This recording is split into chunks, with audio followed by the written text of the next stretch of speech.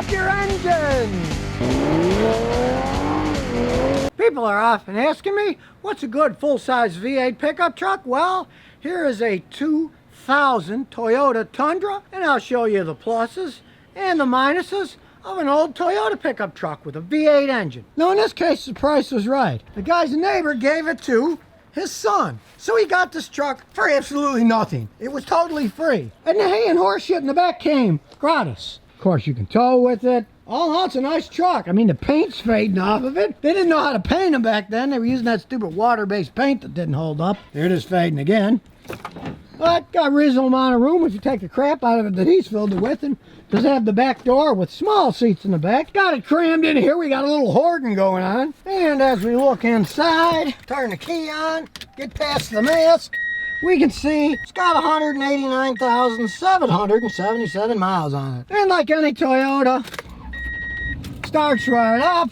Idle's nice and smooth. Pretty basic interior. That's what these things were. They were pretty basic vehicles. And back in the day, Toyota didn't make very good leather type seats. They did come apart. That's all worn out, but what the heck. You can put better seat covers than this on it after all. The guy did get this car for nothing. He got it for free. Now when this truck was new, it went for $22,600. A pretty good deal. Now Toyota doesn't sell zillions of these things. You compare these to the F-150s, it's a completely different ballgame. For example, in the United States, 2019, Toyota sold 111,000 of these Tundras. While the same year, 2019, Ford sold over 896,000 F-150s in the United States. So they're not really competing against F-150s. But it's not Toyota's big business selling these things, where Ford made almost 90% of their profit on the F-150 series. They are good trucks. They're really not competing with the F-150s though, in the overall marketplace. For competitive trucks, that's the Toyota Tacoma, the smaller one. In 2019, Toyota sold a little over 248,000 Tacomas in the United States. Compare that to Ford Ranger, the Tacoma's competitor, they only sold about 83,000 trucks. So Toyota's more competitive in the smaller trucks.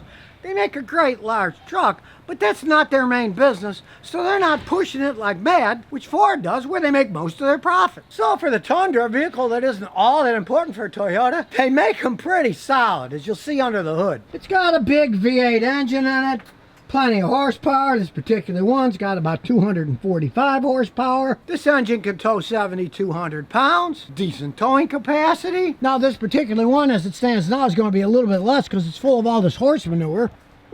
And these transmissions, like the engines, can take it. It's a 4-speed automatic with overdrive. Truthfully, I have never seen one break yet. I have never had a single one of my customers have a transmission go out on these.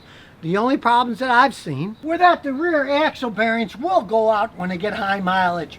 And it's kind of a pain because they're specially pressed in. When you do change them, you got to pay a pro like me who has a special press, special dies to fit it, and then you got to go to Toyota to buy a bunch of parts because you can't just buy a bearing. You got to replace quite a few parts. It's kind of an involved job, but it's just wheel bearings, in this case axle bearings. It's not like you got to rebuild the engine or transmission. And they do have another bag design. The starter, you got to take the intake off to change it, which is a relatively big job. It's the same type of engine they share in the Lexuses, which have the same problem, which is why I tell people to buy a V6 Lexus instead of a V8, because the maintenance is a lot less. Now this particular Tundra is the classic rear-wheel drive. Not all-wheel drive, you can get them in all-wheel drive, but this is a classic rear-wheel drive, and they are workhorses. Ages ago when they started making them, people like Ford would laugh. They want a Ford F-150. Well, I hate to tell you, a lot of Bubbas did buy these things. I even have a customer whose name is Bubba, who owns one. He lives out in the country. He's got 350,000 miles on his, and he's totally content with it. Now, if you're looking at a new truck, a new basic V8 Tundra is about $33,000. A new basic F-150 with the plain V8 is about $30,000. So they do cost more than the F-150s. They are by no means a cheaply made truck. The price shows that. You want to drive a truck hundreds of thousands of miles, hey, it's a very good choice. Of course, in this case, it was given away. You got it for nothing from the neighbor. They had to put some control arms, little suspension work on the front of it. But hey, you don't look a gift horse in the mouth, especially when it's a Toyota that runs as good as this does, where the AC still blows freezing cold. And as you can see on this older one, look at all the working room. There isn't a bunch of crap. It's a pretty basic setup, easy to work on. Though you don't have to work on it much being a Toyota. When you do, there's all kinds of room. It's not like you got a lot of cramped spaces. There's plenty of working room on this thing. Take a look under a late model vehicle. You're going to see crap crammed in all over the place. One advantage of these older vehicles, lots of working space. When they do wear out because they get 200,000, 300,000, 400,000 miles, they're not that hard to work on. And being a Toyota, one, they don't break down much, but Toyota has a tendency of making parts for their cars virtually forever. Or aftermarket companies will make them forever because they last so long. There's a market, so people in other countries make parts for them. So it's not like you bought some car that, oh, she's 25 years old, I can't get parts for it.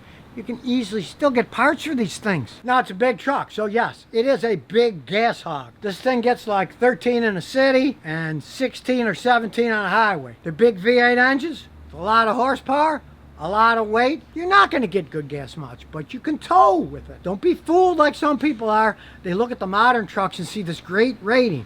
Well, that's on a dyno, unloaded. Get one of these big trucks with the little 4-cylinder engine. You're going to find the gas mileage is much worse than what this gets, because you're overstraining a 4-cylinder engine, pulling a lot of weight, and it's going to get worse gas mileage than even this thing gets in the real world. Anybody who buys a big old truck and thinks they're going to get good gas mileage, they're in for a rude awakening.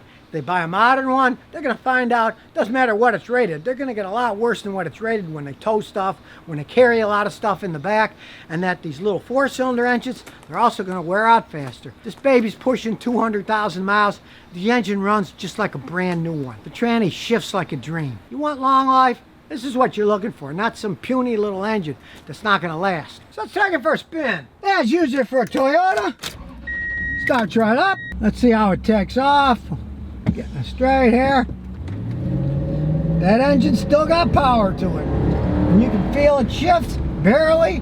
Still shifts good. A lot of life left in this truck. And the AC, still blowing freezing cold. All in all, this baby still runs great with closing in on 200,000 miles and 21 years old. And sure, the paint's faded away. Got a little rust here and there, but it's an old pickup truck, and it's still running perfectly fine. Let's face it, pickup trucks are pickup trucks. If you strip all the plastic stuff off the new ones, underneath, they look just like this thing does. Faded paint on an old pickup truck is a badge of honor.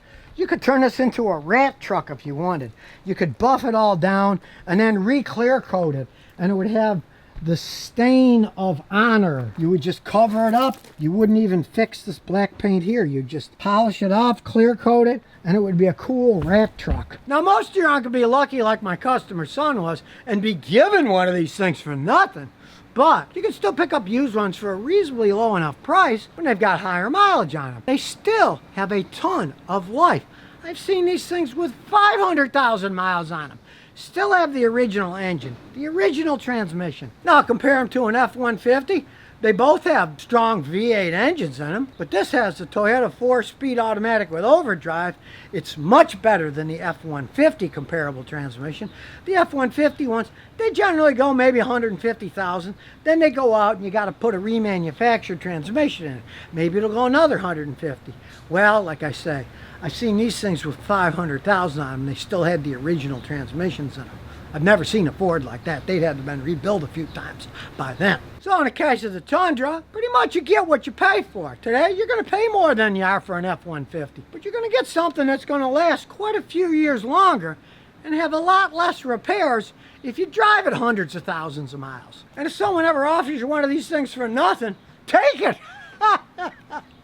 You can't beat that. Don't look a gift horse in the mouth when it's a Toyota gift horse. And here's some bonus questions and answers. Sumfalakti says, "Morning, Scotty. Does constantly having the heater AC negatively affect fuel consumption and doer vehicles. Okay, running the heat isn't going to do that much. It's just the blower doesn't use that much power. Running the AC, only a tiny amount in a modern vehicle because they have such efficient AC systems. And believe it or not, I read of a guy who did a test years ago with a Mustang, and he found out that he got the same gas mileage whether he drove from Houston to Indianapolis to the race with the AC on full blast and the windows rolled up, or with the windows rolled down driving from Indianapolis back to Houston. Because of the extra drag the car had with the windows rolled down, it was less aerodynamic, and he got the same gas mileage both ways. So that shows you that the AC wasn't really using all that much power. It doesn't really make all that much difference in any modern car if the AC system is working right. Now, if you got one where it's wearing out, makes a lot of noise and chugs and makes it idle bad, yeah, you're going to get worse gas mileage because the compressor's breaking and dragging, and then it's using up way too much energy. So if you never want to miss another one of my new car repair videos, remember to ring that bell.